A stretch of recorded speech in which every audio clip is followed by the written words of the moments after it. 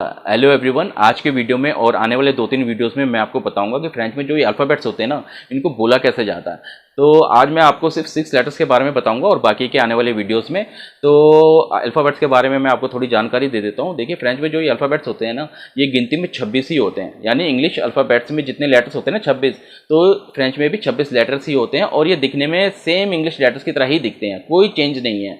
लेकिन इनको जो बोलने का तरीका होता है ना, वो कुछ इंग्लिश की तरह होता है, कुछ हिंदी की तरह होता है और कुछ अलग तरीके से ही इन्हें बोला जाता है। तो ये मैं आपको बताऊंगा। तो आइए 6 लेटर्स के बारे में मैं आपको बता देता हूं।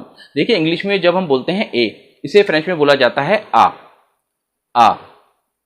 बी को बोला जाता है बे। सी को बोला जाता है से। डी को बोला जाता है दे। ई को बोला जाता है अ। एफ को बोला जाता है एफ। देखिए, एफ में कोई चेंज नहीं है, एफ को एफ ही बोला जाता है। तो अब मैं आपको बता देता हूं इनको बोलने का सही तरीका दरअसल होता क्या है।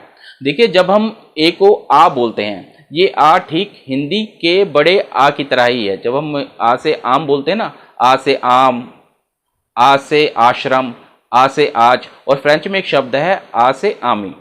ये बंगाली वाला शब्द नहीं है कि आप बंगाली में मतलब निकाल लो, या फिर कच्चे आम वाला आमी, कई लोग आम भी बोलते हैं, तो ये वो नहीं है। ये आमी का मतलब फ्रेंच में होता है फ्रेंड, यानी दोस्त। तो आमी, तो आपको जब भी आ का प्रयोग करना है, आप इन चीज़ों का ध्यान रखें कि आपको आ का प्रयोग कैसे करना है।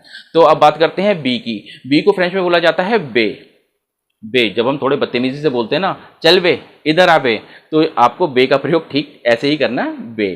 तो अब बात करते हैं सी की। सी को बोला जाता है से, मुझसे, तुझसे, या से इंग्लिश में एक शब्द है ना, ऐसे वाई से कहना, तो आपको से का प्रयोग ठीक ऐसे ही करना है, से। तो अब बात करते हैं डी की। डी को बोला जाता है दे, लेना देना जैसे दे, तो आपको दे का प्रयोग ऐसे ही करना है।